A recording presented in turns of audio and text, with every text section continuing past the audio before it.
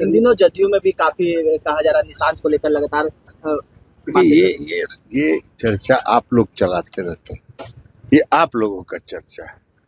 इस चर्चा को नमस्कार, पॉलिटिक्स में आप सबों का स्वागत है। और आज हम पॉलिटिक्स में बात बिहार की उस पॉलिटिक्स की करने जा रहे हैं जो पॉलिटिक्स संकेत दे रहा है कि जदयू में सब कुछ ऑल इज वेल नहीं है। और इस बार ऑल इज वेल की वजह ललन सिंह का वो लगातार बयान है, जिस बयान के सहारे उन्होंने संकेत दे दिया है कि आरसीपी हो चाहे निशांत हो, इनके पार्टी में आने को लेकर जो अटकलें लगाई जा रही है या पार्टी में आने को लेकर जिस तरीके से मोर्चाबंदी हो रही है उससे हम खासे नाराज़ हैं। और आज 2 दिन पहले जो उन्होंने कहा था और आज उन्होंने जो कहा है वो तेवर बता रहा है कि इस बार ललन सिंह आर पार के मूड में है। ज़रा उस 2 दिन पहले का उनका वो बयान सुन लीजिए और आज उन्होंने जो बयान दिया है, दोनों बयान को गौर से सुनिए और उस बयान के बाद समझा जा सकता है कि अब ललन सिंह जदयू के मुद्दे पर निर्णायक लड़ाई लड़ने के मूड में है।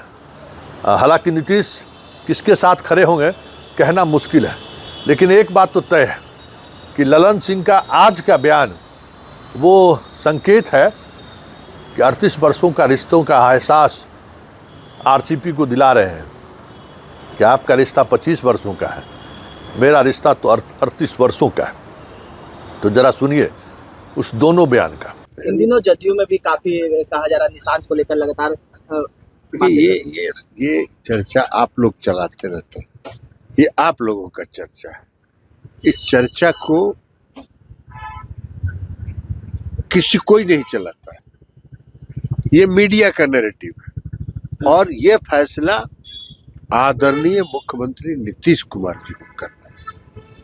नीतीश कुमार जी इस पार्टी के सर्वमान्य नेता है। मुख्यमंत्री नीतीश कुमार सर अभी आए थे चर्चा। मुख्यमंत्री नीतीश कुमार भी आए थे तो हमारे संबंध है 38 साल से मुख्यमंत्री जी से। अब हम 3 दिन से क्षेत्र में थे, अभी आए, हमने उनको फोन किया कि अब हम आज जा रहे हैं दिल्ली, कल मंत्री परिषद की बैठक है, तो उनका बड़प्पन है।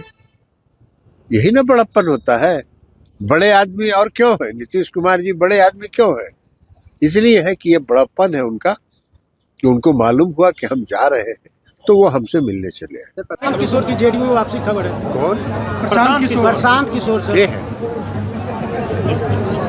पीके है सर, जनसुराज कौन है हम नहीं जानते। जेडीयू में खबर सुन रहे हैं। कुछ दिन पहले जिनका वो चलता था 2-3 साल से अभियान चल रहा था, जो कहते थे कि नीतीश कुमार को मिट्टी में मिला देंगे, नीतीश कुमार को 25 सीट आ जाएगा तो हम राजनीति छोड़ देंगे। तो अभी वो राजनीति में है ही है क्या? अरे नीतीश कुमार तो 50 ही जीत गए, तो अब वो राजनीति में है ही है अभी। तो मिट्टी में मिला रहे थे नीतीश कुमार को, क्या क्या नहीं बोले, भद्दी भद्दी बात बोले। तो ऐसे लोगों को इस पार्टी में कोई स्थान ऐसे लोगों का नहीं। यशवी जी अपना मीटिंग करते रहे, उसमें कोई हमको दिक्कत हो रही है, वो अपना पार्टी है, उनका तो मीटिंग है नहीं। अभी सिमट के आ गए ना 25 पर। आरसीपी सिंह की भी खबर है। कौन? सब कोई कहीं का स्थान नहीं है। 72 से 42 पर पहुंचा दिए थे और इस पार्टी के जो समर्पित कार्यकर्ता हैं और बिहार की जनता ने फिर से नीतीश कुमार जी को 42 से 85 पर पहुंचा दिया। तो अभी 72 से 42 पर पहुंचाने वाले लोग फिर क्या करेंगे यहाँ के?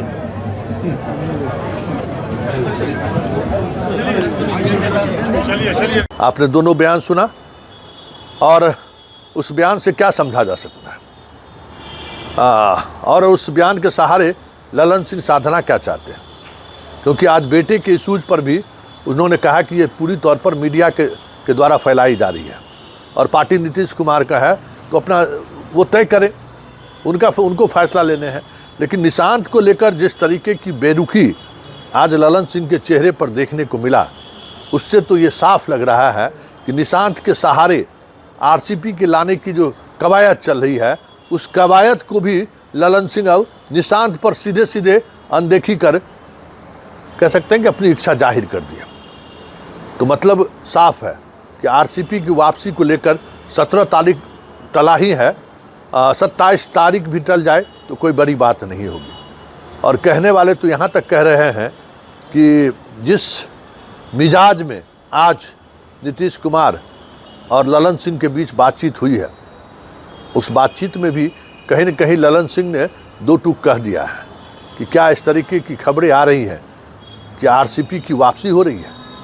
हालांकि उस पर नीतीश कुमार की क्या प्रतिक्रिया रही ये अभी मीडिया के बीच उस तरीके से नहीं आया है, लेकिन ललन सिंह का बयान जिस तरीके से तमाम मीडिया हाउसों को पहुंचाया गया है, उससे तो साफ लग रहा है कि इस बार ललन सिंह आर पार के मूड में है। ऐसे में ये कहा जा सकता है कि बिहार जदयू के अंदर अब एक अलग तरीके की राजनीति आने वाले समय में आपको दिखाई दे तो कोई बड़ी बात नहीं होगी, क्योंकि एक चीज़ तो तय है कि आप नीतीश कुमार को कुर्मी जाति के सहारे या लवकुश के सहारे आप उनको एक फ्रेम में नहीं रख सकते।